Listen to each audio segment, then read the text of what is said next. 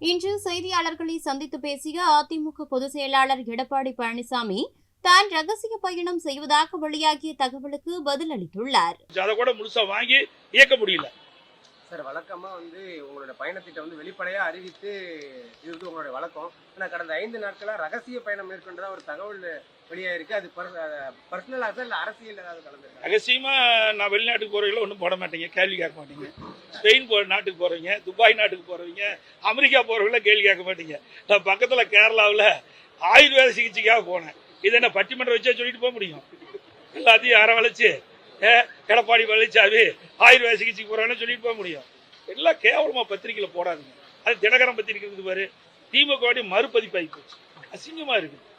ஒருத்தருக்கு உங்களுக்கு உடம்பு சரியில்லைன்னு சொல்லிட்டே போறீங்க. ஊர்ல ஒரு ஆயுர்வேத சிகிச்சைக்கு போய் எப்படி சிகிச்சை பெறலாம் அப்படின்னு ஒரு ஆலோசனை கேட்கறதுக்காக நான் போனேன்.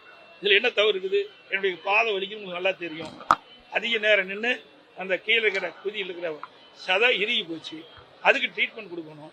அது எவ்வளவு நாள் சிகிச்சை கொடுக்கணும் எப்படி என்பதெல்லாம் ஆலோசனை பெறுவதற்காக ஆயுர்வேத சிகிச்சைக்கு போய் செஞ்சு ஒரு 3 நாள் இருந்துட்டு வந்தேன். அதை பெருசா போடுறீங்க. ஏன்னா என்னை பொறுத்த வரைக்கும் விளம்பரப்படுத்த கிடையாது. சைக்கிளில் போனா முதலமைச்சர் விளம்பரப்படுத்துவீங்க, பளு தூக்குனா விளம்பரப்படுத்துவீங்க, வெளிநாடு போனா போட்டோ போடுவீங்க, அவர் விளையாடுறதெல்லாம் போட்டோ காட்டுவீங்க. ஆனா வறட்சியால் பாதிக்கப்பட்ட மக்கள் குடிதண்ணி இல்லாம போராட்டம் பண்ணிட்டு இருக்காங்க, அதை போட மாட்டேங்கிறீங்க. செய்திகளை உள்ளது உள்ளபடி தெரிந்து கொள்ள ரெஃப்ளெக்ட் நியூஸை சப்ஸ்கிரைப் பண்ணுங்க.